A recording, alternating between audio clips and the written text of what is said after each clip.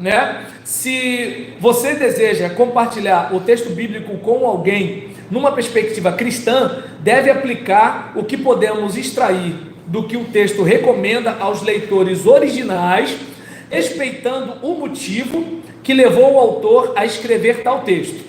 Repetindo, se você deseja compartilhar o texto bíblico com alguém numa perspectiva cristã, deve aplicar o que podemos extrair do que o texto recomenda aos leitores originais, respeitando o motivo que levou o autor a escrever tal texto.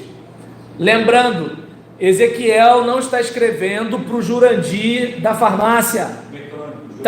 Jurandir é mecânico? Então tá bom. Aí nesse caso, né, Moisés não está escrevendo para o Armandinho das Candonga. O que acontece? Aquela pessoa que está escrevendo o texto inspirado, ela está escrevendo para as pessoas do seu contexto. Então, aí onde fica a questão, por exemplo, eu estava outro dia discutindo com o pastor, porque ele dizia que o sol parou, eu falei que o sol não parou, porque é a terra que gira em torno do sol. E aí, qual foi o problema? Ficou parecendo que eu era herege. Eu falei, gente, até hoje, quando a gente olha, não parece que é o sol que está se movendo, meu Deus do céu. Até hoje a gente fala que é o nascer do sol e o pôr do sol. Então, o que acontece? Por exemplo, muitas vezes a gente não consegue observar que, quer ver uma coisa? Fica parecendo que os luminares, eles estão pendurados no firmamento. Por quê? Porque quando a gente olha daqui para lá, parece que realmente existe um teto e os luminares estão ali. E parece que a lua é um luminar. Tá entendendo? É uma luminária. Só que o que acontece? A gente sabe que a lua não tem luz própria. Só que vai explicar isso para alguém da época de Moisés. Aí alguém fala assim, não, então você não crê na Bíblia. Pelo amor de Deus. Está entendendo? Para não falar o nome de Deus em vão, pela mãe do guarda. Sabe, tem gente que assim, não consegue observar que, às vezes, como diz o apóstolo Paulo, tem zelo sem entendimento. É tanta piedade que chega a ser estupidez. Porque a gente coa mosquito e engole camelo. Vida transformada mesmo, que é o objetivo das escrituras, não acontece. Aí o indivíduo ele fala bonito, decora versículo, cita a palavra no original, mas não tem humildade, não tem amor ao próximo, não tem respeito às diferenças, sabe? Não consegue contornar as coisas, né? O cara é velho, já foi jovem, mas ele age como criança. E eu estava falando isso outro dia, para a gente encerrar aqui, né? Eu falei assim, gente, o único lugar que eu vejo que é o jovem que tem que entender o velho é na igreja. Porque, por exemplo, na maioria das culturas, o mais velho é que entende o mais jovem. Porque o mais velho já foi jovem. O jovem não tem como entender o mais velho. Porque o jovem nunca foi velho. Por que a gente fala assim, ô vovó, sai logo aí da frente? Porque a gente não anda na velocidade da vovó. Por que a gente zoa o tiozinho lá que dirige devagar, com o ombro, né, colado ali? Por quê? Porque a gente tem Não, que isso, ele é novo. Então o que acontece? A gente, por exemplo, a gente tem uma coordenação, a gente tem um reflexo muito mais rápido. Ele, como sabe que ele tem mais dificuldade, então ele dirige com muito mais cuidado do que a gente. Por quê? Porque ele sabe que ele é mais lento, ele tem menos reflexo e coisas do tipo. Mas agora, vai explicar isso para o jovem. Vai sair da esquerda, pelo menos, né? Aí o que acontece? Pelo menos dá a vez para passar, né?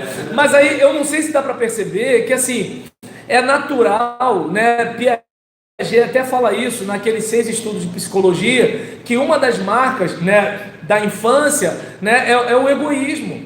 E a maturidade vai contribuindo para que você seja altruísta. Ou seja, você tem empatia, você se coloca no lugar do outro.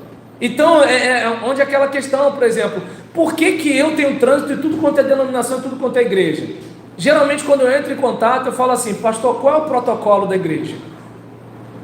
Era um pastor idoso, tradicionalíssimo, né? E aí nisso, mas a igreja mesmo estava na Shekinah, mas ele era tradicionalzão. Sabe aquela situação que assim, o pastor é uma igreja e a igreja é um pastor? Um não tem nada a ver com o outro, mas a gente se ama, então vai vivendo. Então era mais ou menos assim a igreja.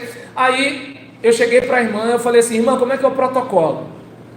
Aí, para ter uma ideia, eu mandei mensagem para o pastor não respondeu. Ou seja, não tem intimidade com internet. Aí eu falei, opa, já comunicou, né? O professor Silvino Neto dizia que tudo ensina. Aí nisso, ele já me comunicou, né, que ele, né? Aí beleza, não consegui falar com ele. Falei, irmão, como é que é a situação? Eu falei, tem a terra? Não tem. Qual é o horário? Pastor, olha, meu pastor não liga para isso não, mas ele sempre usa terra. O pastor fica à vontade, mas olha, ele está sempre de terno. Às vezes ele até não coloca terno não, mas ele vem com camisa manga longa e gravata. Mas o pastor fica à vontade, mas acaba às 9 horas. Então o que acontece? Assim, ela deixou claro para mim qual era a situação. Quando eu chego lá, batata. Ele, né, na casa dos seus 70, de terno. O pastor auxiliar, que devia estar na casa dos 70 também, de terno. Ninguém mais de terno. E o pessoal levantava a mão, batia a palma, fechava os olhos, chupava os dentes. E tava aquela coisa. Mas o que acontece? Eu não tenho costume de sentar lá na frente, né? Aí, entendeu? Aí nisso... Tá a igreja naquele jeito, na Shekinah, mesmo sem saber o que é Shekinah, nunca vi nem comigo, eu só ouço falar. Aí tá o pessoal lá naquela coisa todinha, e aí eu olhava pro pastor, o pastor tava assim, ó, olhando para lá. O que eu fiz? Olhando para lá. É o meu perfil? Não. Mas é questão de respeitar o protocolo do lugar. Eu não sei se dá para entender, que é o seguinte, é empatia. Para mim, botar terno e não botar, tanto faz. Por exemplo, eu posso, para mim, eu chamar, digamos, o Marcos, eu acho que é o mais velho aqui da turma, não é? Não é? Então, pelo menos, parece, né? Aí, nesse caso, o que acontece? Eu não sei. Ele não tá aqui. Senão ele já ia reagir. Aí, e como ele não vai assistir mesmo, que eu sei, aí... Em relação a... Aí vocês não são fofoqueiros. Então, nesse caso, observa bem. Eu falo do Marcos como se o Marcos tivesse a minha idade. Eu chamo o Marcos de você. Eu não tenho dificuldade com isso. Mas agora, se eu estivesse falando com o meu pai, na cabeça do meu pai, respeito é senhor. Deu para entender? Cada um é cada um. E aí nisso que você respeita a diferença, eu não sei se dá para perceber, que nem eu tô com, vocês repararam que eu tenho um monte de celulares, né? Aí nisso, eu tô com um celular, esse aqui, com chip novo, e esse chip foi tirado de uma pessoa, as operadoras agora fazem isso, né? E aí nisso é um tal de, Tati, eu tô precisando de tantos ml, e não sei o que lá, aí o outro... é o seguinte, eu estou precisando de botar um silicone, mas essa aqui é a minha foto, mas não mostra para ninguém não, porque eu já fui casado com uma trans famosa, não sei o que, não sei o que lá. Aí nisso, mulher, cadê você? Oi amor, né, tal. Aí a minha esposa falou assim, ontem ligaram para mim, menina, aí o que acontece? Mas eu respondo para todo mundo do mesmo jeito, me desculpe, não sei o que lá e tal. Por quê? Porque se fosse um filho meu, eu gostaria que as pessoas tratassem com respeito. É o que, por exemplo, eu falo em todas as igrejas onde eu prego. É bonitinho, né? Você chegar e botar a mão nas cadeiras e de respeitar o seu pastor. Mas se fosse um adolescente falando assim com o seu pai, se fosse uma mulher da igreja falando assim com o seu marido, como você se sentiria? É simples. Entendeu? Então, que a gente pare para pensar, aplicar aquilo, né, que a gente pode extrair do texto, lembrando, né, que assim, olha, algo foi dito para aquela gente. E aí, eu pego os valores daquilo, não a cultura. Paulo era um homem do seu tempo, ele só podia pensar como um homem do seu tempo. Mas e Deus? Deus usou os pregadores dessa igreja de acordo com a mentalidade que eles tinham. E os próximos pregadores que virão, se Jesus não voltar, vão pregar com a mentalidade que eles vão ter no século 21 ou no século 22. Vocês vão morrer, virão outros membros que vão ter um outro modo de pensar. E todos vão ler a Bíblia de acordo com a mente que eles vão ter. Eu não sei se deu para perceber. A gente não tem que trazer a cultura de uma época distante para cá. A gente tem que trazer os valores do Evangelho. E já reparou? É isso que a gente não traz. A gente traz o terno quando não tem terno lá. A gente traz o órgão quando não tem órgão lá.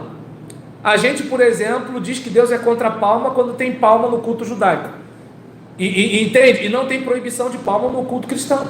A gente traz mais coisa norte-americana e acha que está trazendo coisa da Palestina. Até o Jesus da gente é branco com os olhos azulados.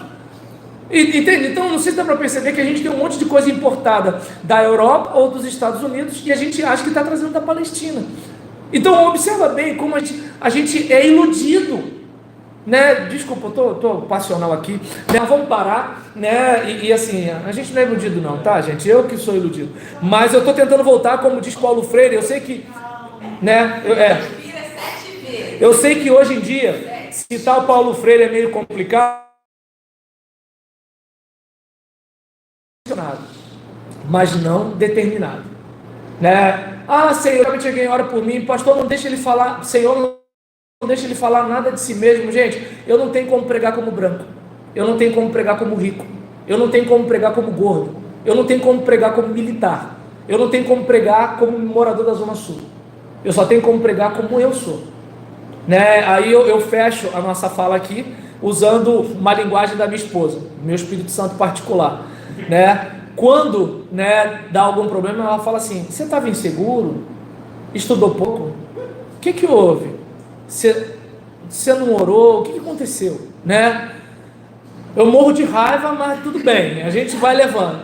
Até que quando a coisa flui, né, tem aquele dia que você sintoniza, né? Então tem aquele dia, e aí nisso ela fala assim: olha, a mensagem foi uma benção, glória a Deus. Aí eu falei assim: eu não estou entendendo, quando é ruim, sou eu, quando é bom, é Deus. Ela, ué, Deus é a água, você é o cano, né? Às vezes o cano não está limpo. Então, tá dando para entender? A gente é o que a gente é, os escritores sagrados eram o que eles eram, a igreja é o que a igreja é, e que Deus nos dê graça na desgraça, né? E esteja lavando os nossos pés enquanto a gente suja nessa caminhada aí nesse mundo, e que possamos ser como a garça, né? Que pisa na sujeira, mas mantenha a penugem branca. E o exercício para vocês é o seguinte: olha, escolher uma palavra desconhecida ou difícil de explicar na epístola aos Efésios, para analisar o significado dela dentro do Antigo e do Novo Testamento. E eu não preciso dizer que é para você ler a epístola de Efésios até semana que vem, tá bom? Esse é o dever de casa. Só para te contar a palavra, não fazer essa análise não, para fazer a palavra para ser analisada aqui. Escolher uma palavra desconhecida ou difícil de explicar para analisar o significado dela. Não, você vai olhar também num dicionário, em alguma coisa, entendeu? Beleza? Uma coisa, a gente pode orar para ensinar. Ah, você vai falar? Não, fica à vontade. Aí você escolhe alguém para orar. Tá. Pode falar? Pode? Posso desligar aqui? Pode. Ah, não vai filmar a gente não? Não aparecer. O direito de imagem, vai lá, eu não sei.